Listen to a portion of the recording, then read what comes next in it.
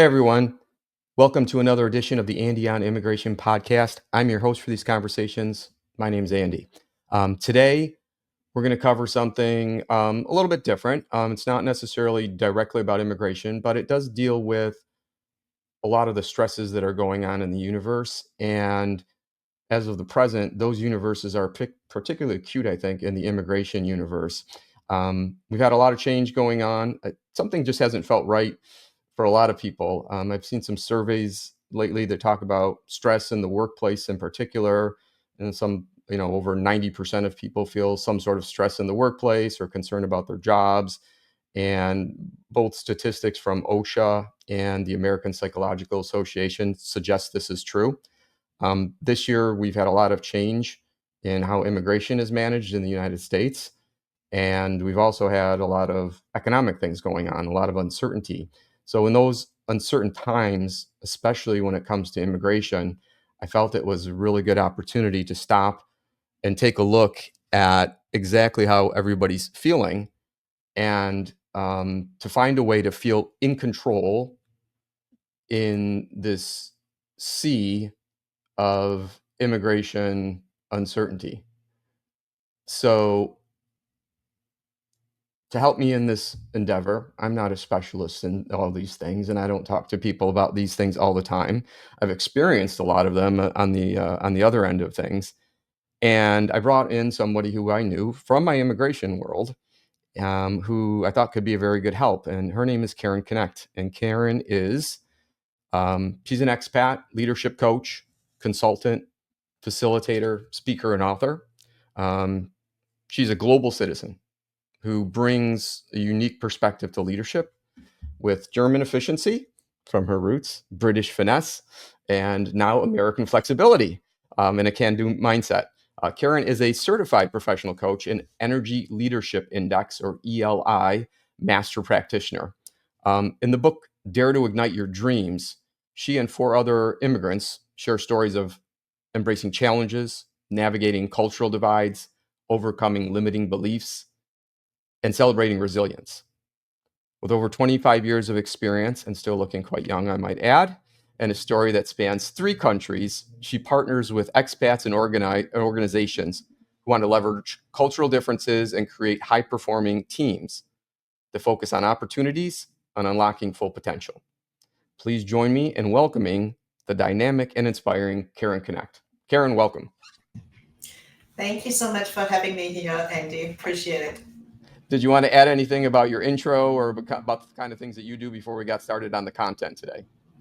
No, you've got it. I've really, as you mentioned, I'm a world citizen. I love to travel. I love to live and experience different cultures. So my journey from Germany to London to the UK were really enriching, but it all came with stresses and challenges. So happy to talk about the immigration perspective from my side when I went through it 20 something years ago. But I have a lot of friends who are in my shoes right now, so wanna definitely add some value to your audience.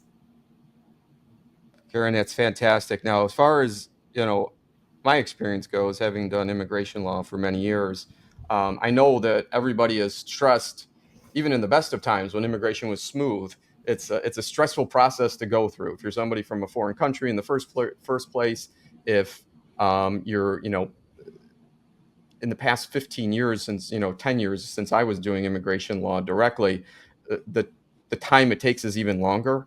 The stresses are greater.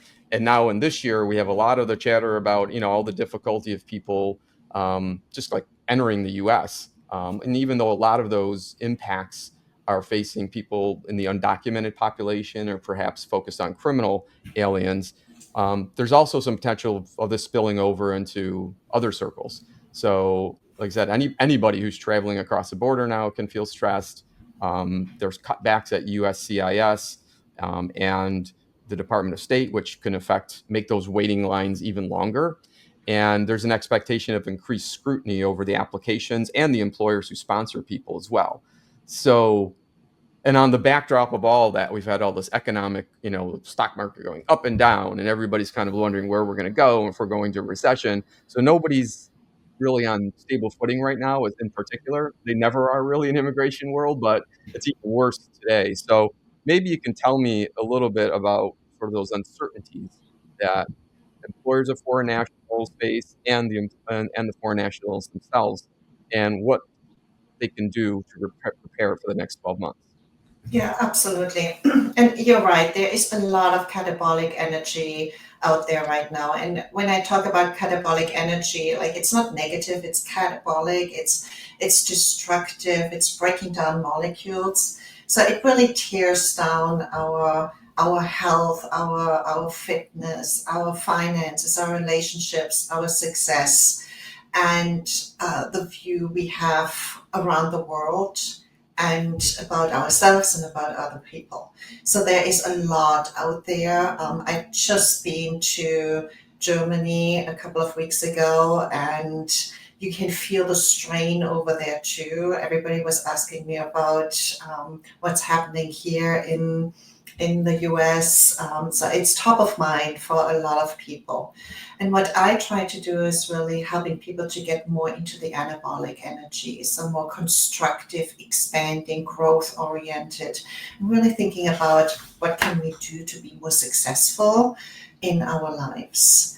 And these two energies, they are there constantly. And what every situation, every person we encounter, we either experience catabolic or anabolic energy.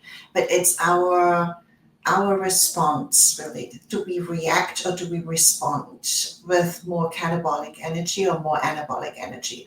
I'm a glass half full person, so for me, everything is really important to look at opportunities and also looking at what can I do, what's in my zone of influence to actually help other people with where they are. So maybe you can tell me a little bit more about the different energy levels and how they influence decision making, leadership style, and team dynamics. Again, particularly focused on in the dynamics more and probably in a corporate environment. In particular, probably human resources and teams and things and people that deal with the immigration issues on a right now probably a day in and day out basis. Yeah, absolutely. And I think there are, if we're looking at the different levels of energy, there are like 7 levels of energy, and that's based on IPAC's and Bruce Schneider's energy leadership book and model. And really, when you're looking at the different energy levels, like energy level 1 and 2, which are in the dark blue circle, they are really all our thoughts and our feelings create the actions. So in energy level 1 and 2, we feel despair, we feel like we're victims, or we get angry. And I see that a lot out there where some people, like the immigrants who are going through the process, they feel like they are victims, like of the whole process, and they feel stuck. And sometimes I also see people getting really angry about the whole process and why does it take so long and why me. So there's a lot of that going on. And then when we're looking at the other energy levels, 3, 4, and 5, they're more self mastery. So you have a little bit more anabolic energy in there. And that's where we're looking at energy level 3, it's rational, where people are like, it is what it is. Like, I can't do anything. I have a friend of mine who's going through the green card process right now, and she's pretty much, it is what it is. I'm not, I can't do anything. So there is a catabolic and anabolic energy going on there. But then also, what I see when HR or people who are helping others, HR lawyers, they're still very compassionate, and that's the energy level 4, where they're like they want to help, they want to serve others, they want to really help them to become legal immigrants and move the process along. And sometimes I see they're really passionate about it, they care, but then they get burned out as well. So it's really important to kind of look at that too. When we're too caring and too passionate and not taking care of ourselves, we get stressed and burned out. And then ideally, where a lot of people I see too, some HR people, some lawyers, they are on the win-win. Where like, okay, what can we do to see opportunities to move the process along? What can we do to help the immigrant with their energy level as well, and help them really understand what's going on, keep them perhaps like just informed, and even sometimes, if no news, just tell them because there's a lot of anxiety going on. Hmm. So, really helping people understand each energy level has its pros and cons, advantages and disadvantages, but we all tend to have a go to energy level. Like with you as a lawyer, I remember when we went through the immigration process, you cared. You really were there. You were passionate. You wanted to help me get through the process, and that is really important for the immigrant or the expat who's going through it. So having that partner is super important and lessens the stress level. Yeah, so we kind of move through these levels from starting off kind of from victim, then your antagonist, you said, is angry, if I'm kind of correcting, capturing it, rationalizing it on things.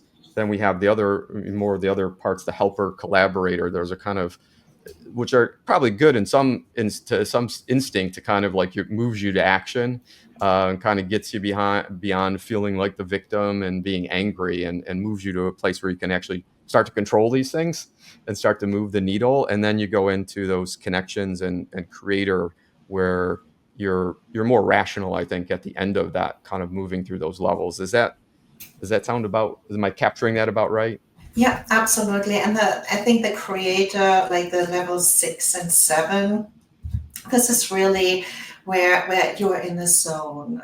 You're like almost enjoying the process, and you see life the way it is. So Hmm. you're non-judgmental. So the higher the level, the less judgment, which really helps as well because we tend to judge a lot. We Right. humans love to judge, and it's based on our brain. It's fight or flight, so it is an instinct where we judge.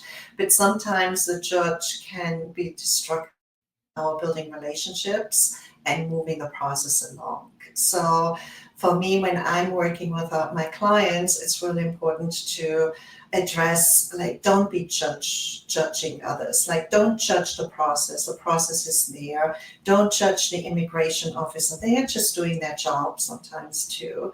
So so we as soon as we judge, we go down to the level 1 and 2 again, and we get stressed and anxiety comes up again. And that doesn't serve anybody.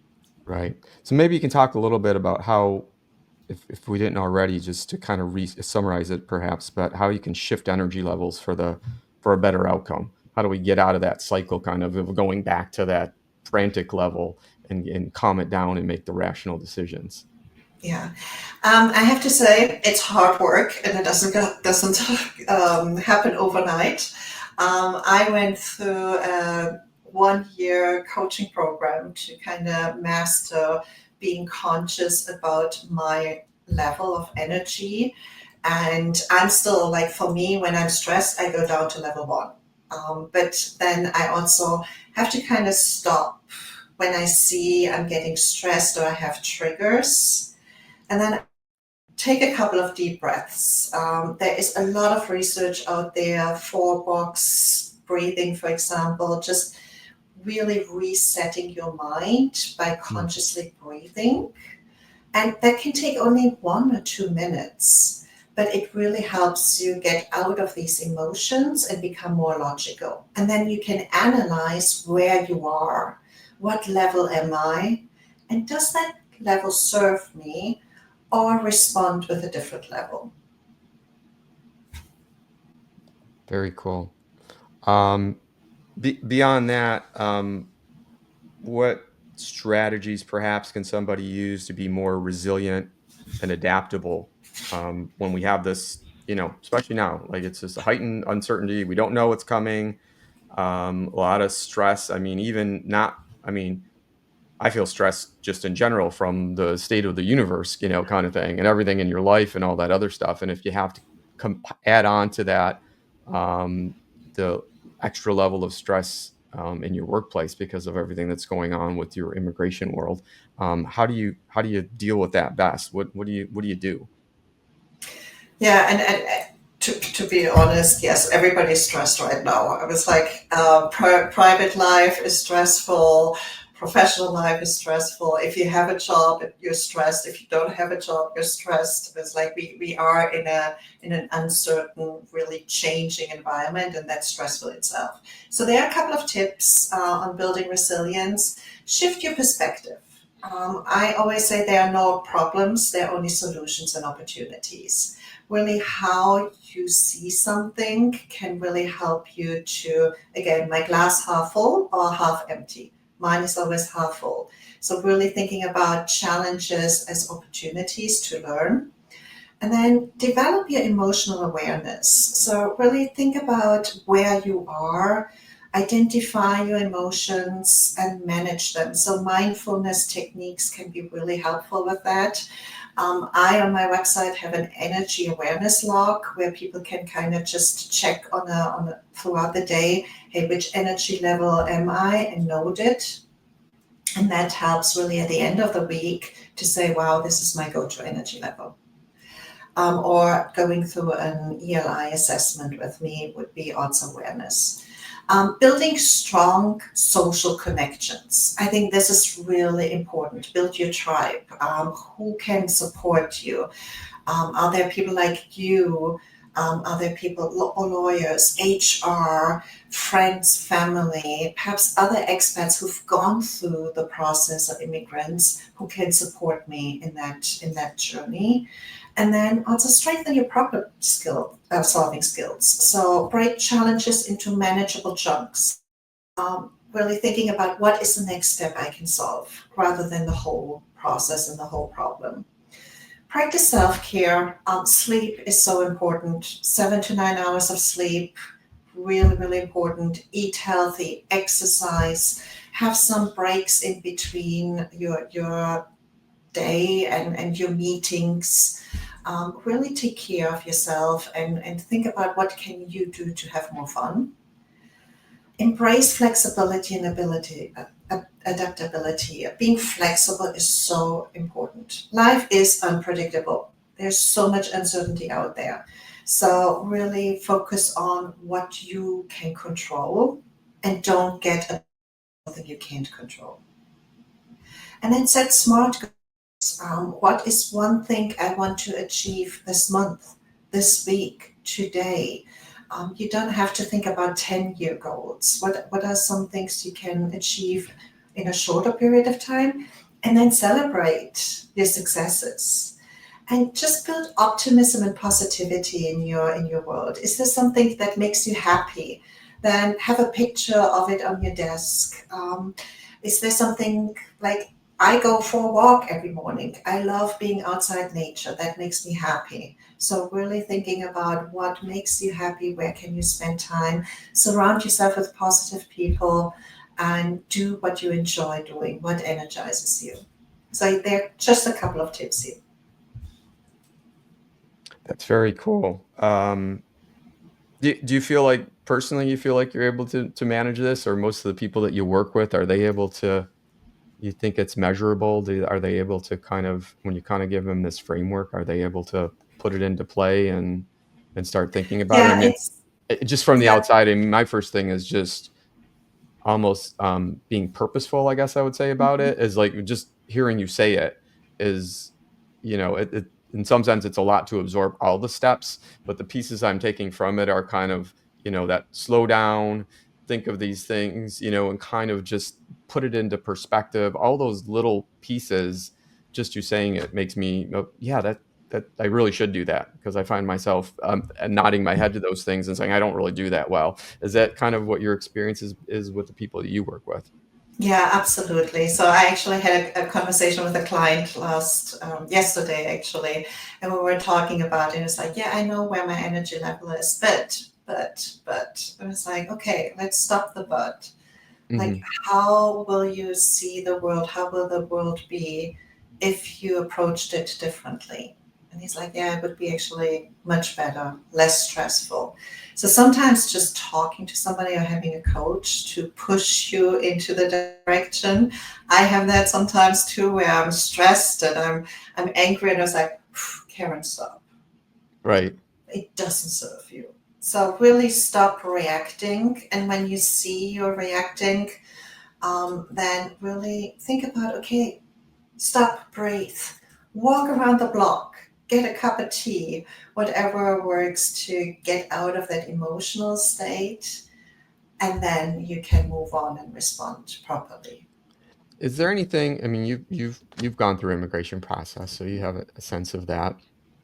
Is there anything, I look at the universe right now and the next kind of, we have all this uncertainty. It's like, well, if there's layoffs that affects people, it could affect people's, not only their job if they're here, but it could affect the fact that whether or not they're able to remain in the country in some cases. Some of them may be waiting for a green card and they've been here for years waiting already. Some of them may have just arrived, or some of them might be questioning kind of is, especially people newly arrived with the changes, is this a place I want to be? Do you have any, special thoughts to kind of those groups? And again, you having the experience of your own and maybe some of the people around you about where to look for kind of in that total feeling of uncertainty and a little bit like that pending feeling that your life could be upended at any moment. Is there anything that you can kind of add to that or give specific advice around? Yeah, I always say when people are getting stressed about it, little things only, then I ask them, hey, ask yourself, does this matter in a week's time? Does it matter in a month's time? And most of the time, no, it doesn't. It's just how somebody reacts. We react accordingly too. So I think for me, the most important thing is build your support group. Have somebody, have a mentor, have a friend. Perhaps there are other immigrants or expats who are going through the process. And can you all support each other in that process? Go find somebody who has gone through the process. I share my experience with others all the time where like, yes, there are certain things that it's a waiting game, Hmm. but don't focus on the waiting. Do other things in between Yeah. because you're going to drive yourself nuts. Right. So it's really important to you can't control it. So focus on things you can control. Right. And I'm always like that. What if doesn't help either. So things happen for a reason, and I think it's really important to focus on moving forward. Absolutely, take action. What is one thing you can do to move forward? Shift your mindset and your energy levels. Really focus on more the anabolic energy. What can I do to help others? What is a win-win solution here? Rather than feeling a victim or angry. Doesn't help you, doesn't serve anybody.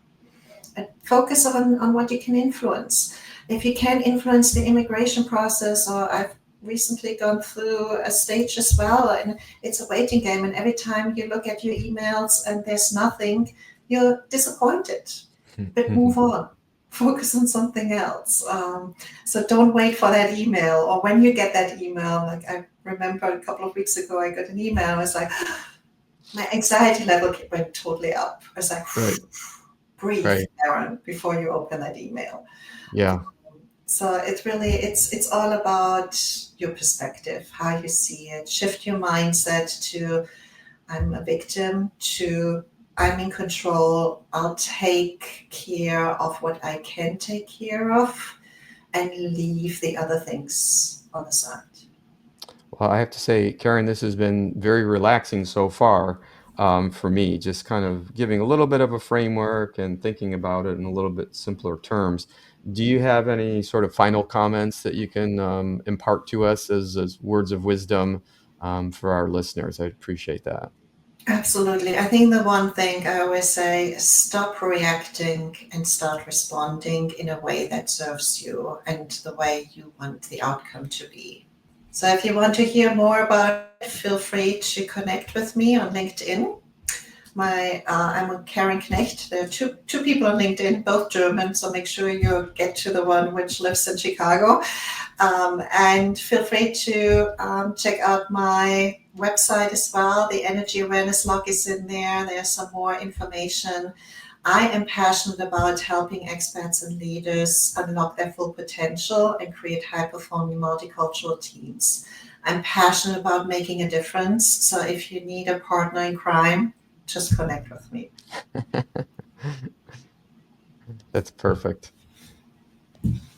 Well, Karin, I appreciate very much you coming on board to talk about immigration, and a really kind of more of a more very general guidance. But as I mentioned at the beginning, it's really a time for everyone who's under stress. Like I said, the statistics are there. It's not just this is not just an immigration phenomenon. This is a life phenomenon. And when you consider life in your business or job world, it's definitely there. And I just think that the immigration community is a especially um, nervous state at present. And I can tell you, as being a member of the American Immigration Lawyers Association, they have a lot of programs and things, a lot of discussions going around about wellness. Things in their conferences, they're talking about wellness. There's I get emails for people having little relaxation sessions and things like that. And, it's very interesting. And I say, well, I'm kind of not doing the immigration law anymore directly, so I'm actually kind of more relaxed than you all. But to know people in that universe and to talk to people and have been part of it, it was amped up before. I just can't imagine dealing with it now, on either side, whether you're whether as an attorney or a paralegal who works in immigration or somebody who assists people with moving and relocating, whether you're the employee themselves or foreign national who's trying to go through a process, or if you're an employer who's trying to guide them through their process. It's really just, um, it feels like a time of insurmountable stress in the 30 years or so that I've been involved with immigration stuff. So, really interesting stuff. I very much appreciate it.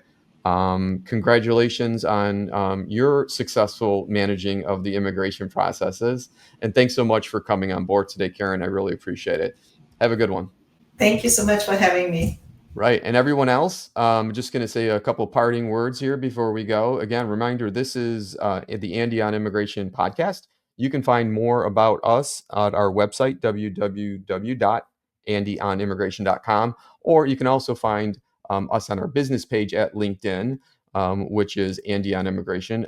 Search it on the LinkedIn pages. And you can also look me up at Andrew Galazowski. I'm on LinkedIn as well. Either of those ways, look for us, look for these podcasts and other blog and other interesting content that we provide for those of you living in the immigration world, and hopefully, after today's episode, surviving the stress of it a little bit better. Everyone, thanks so much for your time. I appreciate it. Have a good one.